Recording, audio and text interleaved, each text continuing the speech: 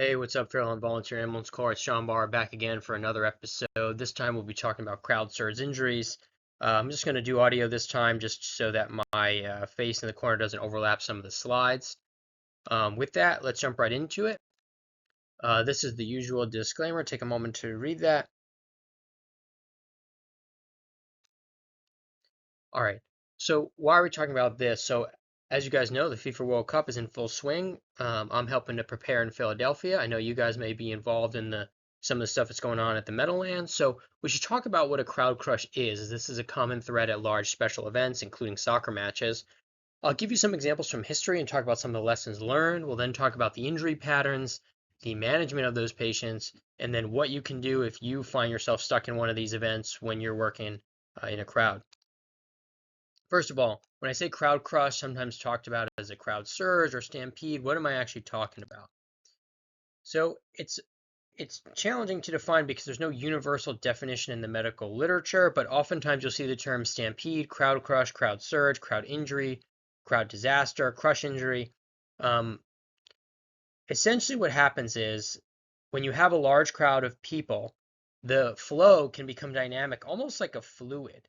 And then usually there's some sort of triggering event like a fire or an explosion, or it can even be a rumor, it doesn't have to be a real event, which causes the crowd to surge in a particular direction. And then this essentially leads to people being compressed so they can't expand their chest. And then they get what's called compression asphyxia, where they can't take a breath because there's nowhere for their chest to move. And often this happens if the infrastructure at a particular event is not adequate relative to the crowd size. And these can lead to mass casualties very easily. Just to give you a sense of how much pressure can be in a crowd crush when the crowd surges, it can be about 1,961 newtons per meter squared. What is that? That's about the force of a gorilla pounding on your chest. And this was measured actually using a fluid dynamic model, modeling off the Seoul Halloween crowd crush, which is one of the deadliest ones that happened in Korea during a Halloween party.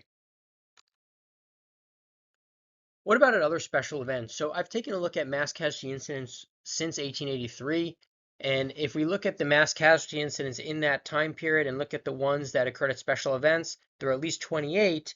And I pulled some examples here just to show you, and you can see a common theme of soccer game, soccer game, soccer game. There's also, you can see some religious events like the pilgrimages. So it's not just hooliganism at sports events and concerts. Anytime you have a crowd, in particular, if that crowd density is 7 to 9 people per meter squared, this really becomes a risk. So what does that look like? Perhaps the most famous crowd crush at a soccer game was the 1989 Hillsborough Stadium disaster, where 97 people died and 766 were injured. And this happened when Liverpool fans surged against the fence, and many people died standing up because they couldn't even fall over. Their chests were compressed, they couldn't breathe, and died of compression asphyxia, which is the main way people die in these events. So what can we learn to try to prevent these? So from the event planning perspective, you want to make sure there's adequate capacity at the bottlenecks because that's where people get crushed. You can stagger how people arrive so they're not arriving in one big crowd. There can be spatial subdivisions. That prevents like the crowd from forming one giant mass or one giant blob. And then real-time monitoring. Often this is done with cameras looking at signs of crowd surge. You can actually see the wave surge through the crowd, and event planners should stop events when they see this happening. Some events also use breakaway gates so that if the gates come under pressure, the gates break away and the crowd can disperse and relieve that pressure. From a medical preparedness side, you need to be able to rapidly access and triage the victims. You want to have on-site capability. So this is where we come in as EMS crews staffing special events. Don't forget about peds. A lot of times people don't plan adequately for pediatrics, and you need pediatric sizing and training. Having mobile units monitoring crowds can be helpful. And training. It's important to understand what a crowd surge event is, both so you don't get stuck in one and so you know how to treat it. And so that's why we're talking about it today. Okay, so what are some things to think about clinically in crowd surges? So if we look at just the epidemiology, it can occur at any event where there's a large number of people. In particular, like I said, 7 to 9 people per meter squared.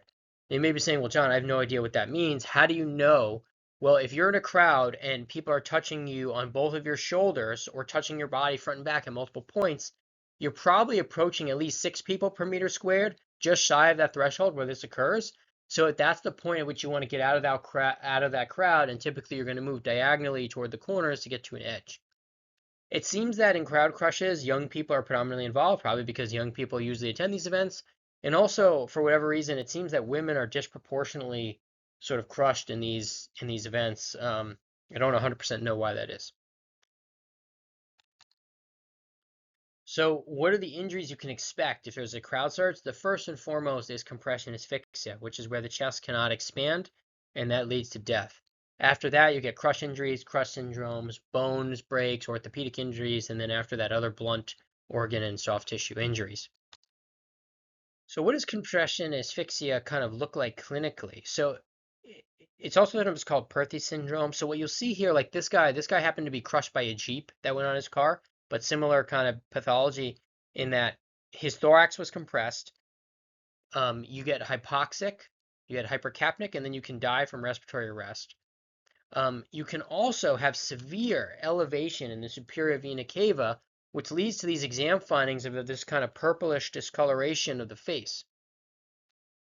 So you can see that kind of right here is sort of classic for severe traumatic asphyxia. Let's look at some other examples here. You can see all this again, this purple congestion, this purpura. You can have petechial hemorrhages, blisters, and also the intraocular pressure raises. And so eye injuries are common with this, as is the intracranial pressure. And you can see those conjunctival hemorrhages. Now, note, just because you don't see the bruising doesn't mean that they didn't have severe compression asphyxia. Only 51% of cases had visible minor external bruising. So about half the patients will not show these signs of bruising, but still could be quite injured. So don't get fooled. If they look well, it doesn't mean they are well. So what are you going to do? First and foremost, they have to get out of that crowd environment. Second, you need to support the airway. Remember, this is an asphyxiation process. Third, you're going to manage whatever trauma. And then fourth, eventually these patients should all be seen by an eye doctor to have their eyes checked. And really, prevention is key. When looking at the Seoul event, when people went into cardiac arrest, only 1 out of 119 survived. So prognosis is quite poor if you go into cardiac arrest from this. Okay, what about safety? So you working at an event might be stuck in a crowd, or you want to try to avoid being stuck in a crowd. So what are the things you can do to try to protect yourself? First, stay to the edge. You don't want to be in the middle. Stay away from barriers that you can be pressed against. Hopefully, the event organizers are watching their cameras. I know a lot of the World Cup events have that, and so they should stop the show if something's going on. If you are in a crowd surge, you want to stay upright. You don't want to fall on the ground, and you're gonna put your hands in front of your face and your chest like a boxer, creating space between your arms and your chest to allow yourself room to breathe. That's the most important thing, is create space between your chest wall and the person next to you. You don't want to scream and yell, you're just going to lose oxygen, and remember, you don't want to asphyxiate. And also, you can't fight the surge. It's too strong. So you're going to move with it rather than moving against it. And so, again, don't try to fight it. The surge is always going to win in a pushing match. So that's all I've got for today. I've got a lot of references for you here. Um, Happy to chat more about it. Hope you guys found it interesting. Stay safe out there. Take care.